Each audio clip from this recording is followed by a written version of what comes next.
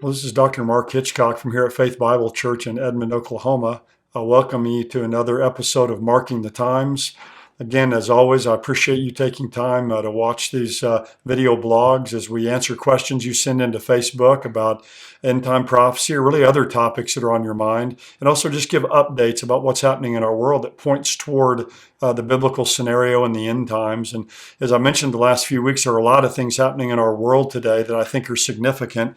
But one thing I noticed the last week or two that some of you may have noticed in the headlines as well is there was an explosion at an Iranian nuclear plant.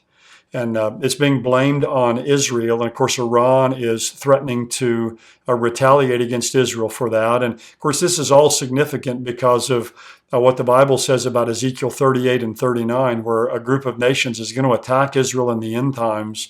And one of the key nations in that invasion is going to be the nation of Iran. But let me just read a couple things from here from a couple of headlines. This one says, New York Times, Israel planted bomb at Iran nuclear site. It says Israel was behind an explosion at an Iranian nuclear facility last week caused by a powerful bomb, according to a report in the New York Times. Citing an unidentified Middle Eastern intelligence official, the report alleges that Israel was responsible for the attack on the Natanz nuclear plant on Thursday. This claim was also made by a member of the Islamic Revolutionary Guard Corps who said an explosive was used. Of course, Israel, as always, the article points out, never admits any role in any of these things. But it says the incident was the third of its kind in a week, including a major explosion reported near Parchin military site in northeast Iran, and an explosion at a Tehran clinic, which killed 19 people. And of course, Iran's already threatened to retaliate, but it said that this was a retaliation by Israel because of something that had taken place earlier in a cyber attack where Iran attacked a water supply in Israel by trying to release too much chlorine into that. So basically what you have here is each nation attacking the civilian infrastructure of the other nation. But some very sophisticated things taking place between Israel and Iran. But in another article that I ran across, here's what it says. It says the Israeli army is afraid that Hezbollah will penetrate Israeli borders to collect information.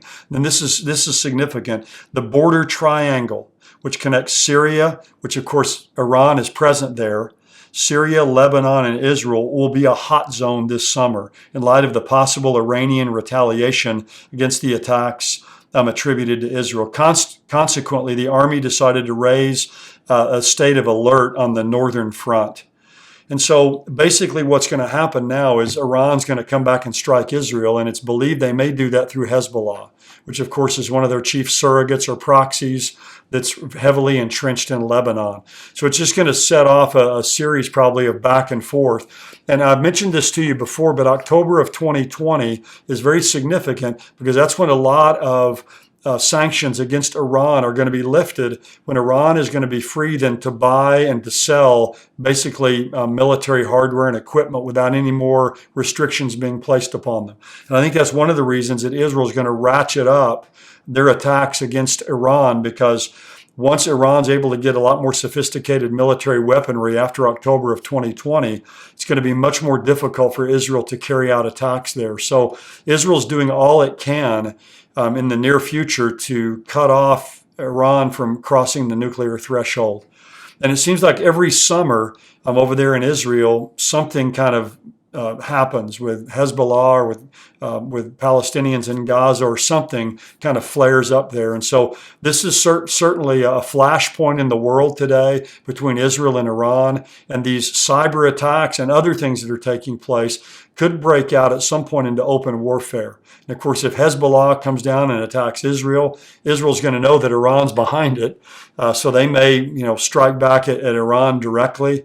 So we're just going to see this, I think, continue to escalate. And in October 2020, I've said for quite a while now, is going to be a very significant time. And at the beginning of this year, if you remember back that long ago in Marking the Times, I said, 2020 is going to be a very decisive year for the relation between Israel and Iran.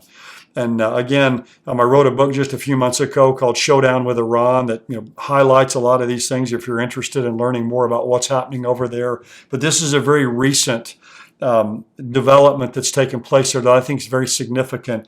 We want to keep our eyes on. And again, it's significant biblically because of Ezekiel 38 and 39. It's end time attack of Israel by a coalition of nations, Russia leading it, but Persia or Iran is one of the key players in that. So anyway, you can keep watching the news. You'll see these. You can look up some more information about this on your own and see what you make of it. But anyway, thank you for joining us for another episode of Marking the Times. God bless you. We look forward to seeing you next time.